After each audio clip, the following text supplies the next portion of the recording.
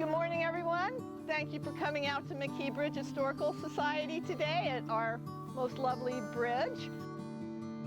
I'm Laura Ahern, president of McKee Bridge Historical Society, and I'd like to thank some of the folks who really helped out today. Robert Weber, he scraped away all of the weeds and the excess soil that had accumulated. Janine Sathray blew off all the debris. Dan Sathray installed this lovely panel, and he's fixed many things on the bridge for us lately. Linda Todd has already been up on the trail, setting up our more remote card stations. Some other board members helping today. Barb Mumblow, who has a very long history of saving this bridge back from the 1980s. Dale Petracek, he was the head of the road department, responsible on behalf of the county for this bridge, and has been serving as our treasurer of the Historical Society. Paul Tipton, now chair of a Greater Applegate and our vice president, served for many years as president. Pam Sewell is a board member, and she is our historic cemeteries buff. We're doing more and more work at the Logtown Cemetery and Sterlingville Cemetery, helping preserve Applegate heritage beyond just McKee Bridge. I'd like to thank Bev Kinney, who's always here as our photographer and helps with merchandise sales, and Whit Whitney. You can see he's making a video.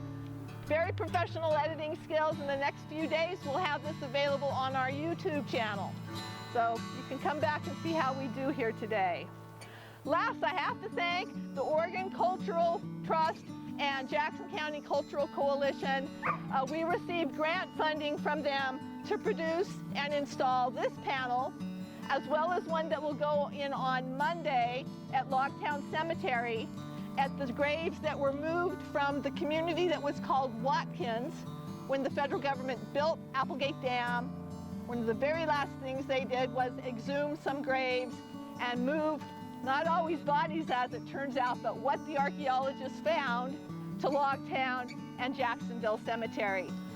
So next time you're driving by Logtown and have a few minutes to spare, you can find out more about that story at Logtown Cemetery, as well as the panel we installed last year about Miranda Ann Geary, who was the daughter of a freed slave and a member of the Matthews family of freed slaves who emigrated to Oregon Territory in 1853, despite the fact that the law said they could not enter the territory. So that's a bit of the things outside today's tour you can pick up here in the Applegate.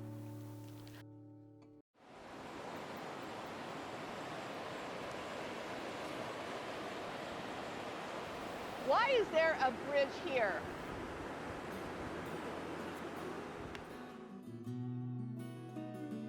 When Jackson County decided in 1917 to build the bridge, I don't think they were setting out to make records. Yet we have the longest covered bridge in Oregon, the covered bridge that's highest off the water in Oregon. It's built over almost a canyonous area, very rough, rather inaccessible. It's a pretty spot, but it doesn't seem the most obvious place that you would build a bridge. Well, here's my version of what happened. In 1876, Jackson County built the first wagon road up the big Applegate Valley. It left from the little Applegate, and when you got to John Wright's homestead, you had to drive your whip buggy or ride your horse through the river and continue on the west side of the road. The road didn't follow the course you just drove on along the river. It came down that valley behind us, John Winningham's farm now. So it went inland, and then it continued on the west side on what we now call Palmer Creek Road. About another 4 miles, you again had to ford the river at Nicholas Wright's Ford, and you could continue on the east side of the Applegate River to the little town of Watkins. The homesteaders and farmers and prospectors who were cut off here on the east side of Applegate River weren't terribly happy with this arrangement. And so starting in 1880, Oliver Dews, an early guy out here, started to coalesce the community to build an east side road. The county finally agreed with that in 1903. And about that same time, in 1905, a really rich guy back in New York City, Robert Town, he owned lots of copper mines. He bought the copper mine claims on the Blue Ledge, at the Blue Ledge mine. One of the first things he had to do was to build a road from the end of that county wagon road up the very canyonous Joe Creek Canyon, 4 miles. So he started to work on that expensive enterprise as well. By the time 1906 rolls around, for the first time, we have a continuous road on the east side of the Applegate River. We call it the East Side Road, obviously. They overcame some pretty significant engineering challenges. They had to drill and dynamite and then build some cantilevered roads into the cliff side here of what's called Dead Horse Hill. And you'll be driving over the Mule Mountain section, which is also terribly steep. So as this is developing, there's a guy named Deb McKee, his wife Lila. They were farmers up on Forest Creek, and the road building starts. Deb buys the mining claims on this plot right over here. Buys them from a guy named William McLaren. Back in that day, people didn't worry too much about if they had the fee title to their land. You just got the mining claim. You built your house, you built your barn. You felt pretty comfortable that it was yours.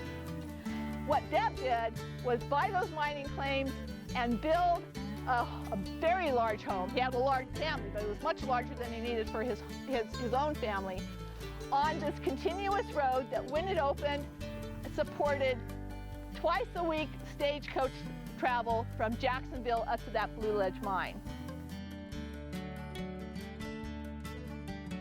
Deb was the stage stop. That's where they exchanged their horses. The passengers would have their meal there.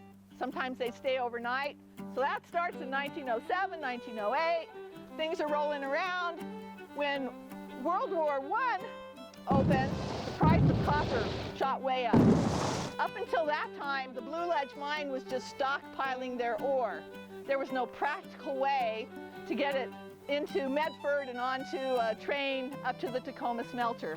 But with the pressure of World War I, the mine started to ship its ore in 4- and 6-horse wagons on that old East Side Road up and over the steep and narrow Dead Horse Hill. Now we see why the county wanted a bridge to bypass this hazard. Why did Deb McKee want the bridge here, though, as opposed to many other nice natural places you can see upriver? For example, where our bridge stands right now. Much shorter run, you don't have to put it over a canyon. I don't know what dialogue went on, I don't know what strings Deb had to pull, but he obviously didn't want the road to bypass him a mile or so away and no longer have the passengers and the trade service here at his stagecoach stop. So that's my explanation of why we have this unusual configuration of a county road running into the end of a cliff, taking a sharp left-hand turn and shooting out this way. Great benefit for us because we've been left with a superlative bridge. It's not only the longest, highest off the water, it's the most beautiful, in my mind. It's the most photographed. In our mind, we've had several competitions to ensure that we can claim we're the most photographed covered bridge in Oregon. It's the most tranquil, it's the most scenic, and today it's just a very lucky place to have you come out and join us. So thank you again for participating. So at this time, I'd like to first introduce Representative Pam Marsh. She represents our Applegate Valley area here in the Oregon legislature. It's so great to be out here with all of you. We got here a little bit early and we walked over to the other side and looked at those massive timbers that are holding up this bridge and thought about both the construction in 1917 and then all of the work that's been done on this bridge by many of you who are so devoted to maintaining the history and the legacy of the Applegate Valley. I can't help but note that the example that you set around the importance of bridge building and maintaining bridges is a good example for all of us in the rest of the state as well. Bridges of all kinds we know are so important. And what this bridge and today's ceremony really remarks upon is the importance of the landscape, the history, understanding the people who were here, because it is all of that really melded together that gives us our sense of community and our sense of place, and that enables us to build connections with each other that are productive and support each other on the long term. So thank you so much for the opportunity to be here. That was a wonderful recapitulation of the history, and I want to call out this board because I had a chance to stand in front of it and read it, and remark to someone who was looking at it with me that you don't even need your glasses to be able to read all of the words. And it's just a great summary of the history and who's done this work and what's happened over the century that the bridge has been here. So thank you for the opportunity to be here with all of you. Next, I would like to introduce Senator Jeff Golden, our other representative for this part of the Applegate Valley in the Oregon Legislature.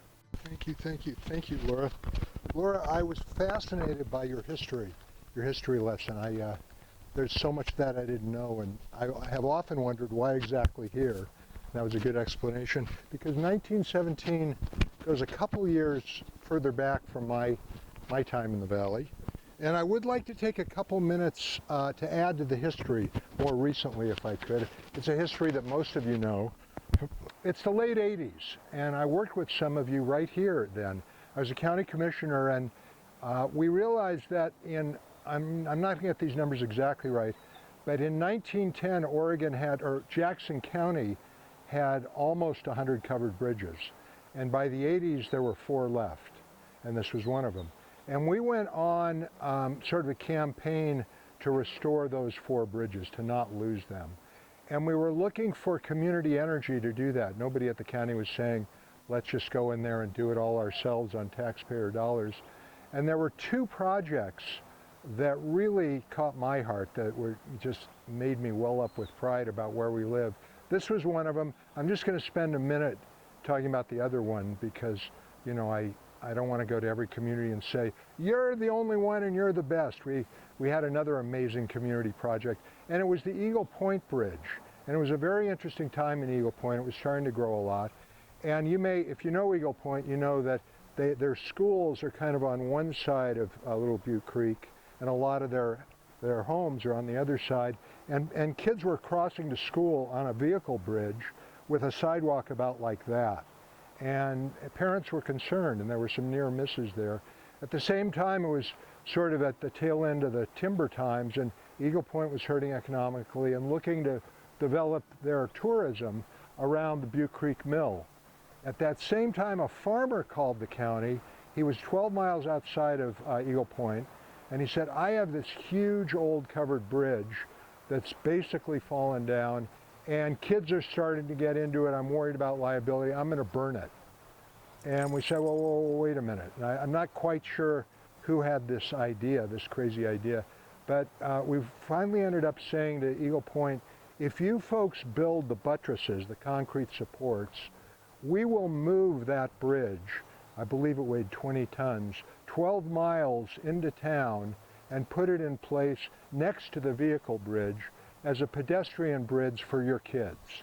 And it's just, I don't know, 50 yards away from the Butte Creek Mill, to build them a little tourism section. And that's what happened. The people of Eagle Point came together.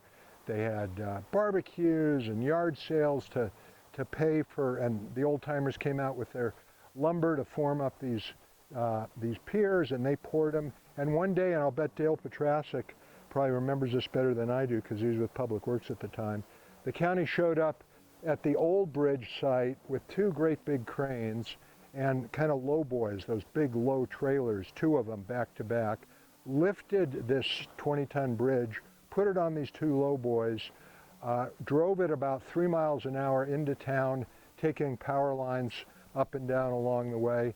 And the whole town was out there in, I'm going to say 87, and watched this bridge get lifted up and set on the supports that they created. So that was one of my two favorite projects, and this was the other one because there was so much energy. This bridge was already here, fortunately, but there was so much energy. And what makes it so timely to me today is we're in some pretty challenging times, and the way forward seems to me in all kinds of ways is government money, state taxpayer money, put in very smart ways into community groups who love their community. There's a whole range of efforts like that. Mental health is one, finding housing for people is one. This is another. Reaffirming our heritage is one. And so this combination, I think, of some public dollars, in this case the trust and others, and just the juice and the love of a community for what they've got is what's going to pull us over these steep challenges we have today. So thank you very much for inviting me out here again. I can't remember if I actually picked up a hammer in the late 80s. I'm going to claim that I did, but mostly I think I came out like this just to celebrate and thank you. But I do thank you. This is a fabulous community, and this is a symbol of the kind of achievements that lay ahead for us. So thank you very much. Yeah. You did chip asphalt off the bridge. Yeah. Hey, listen to this, woman. I chipped asphalt off the bridge. Yeah, thanks.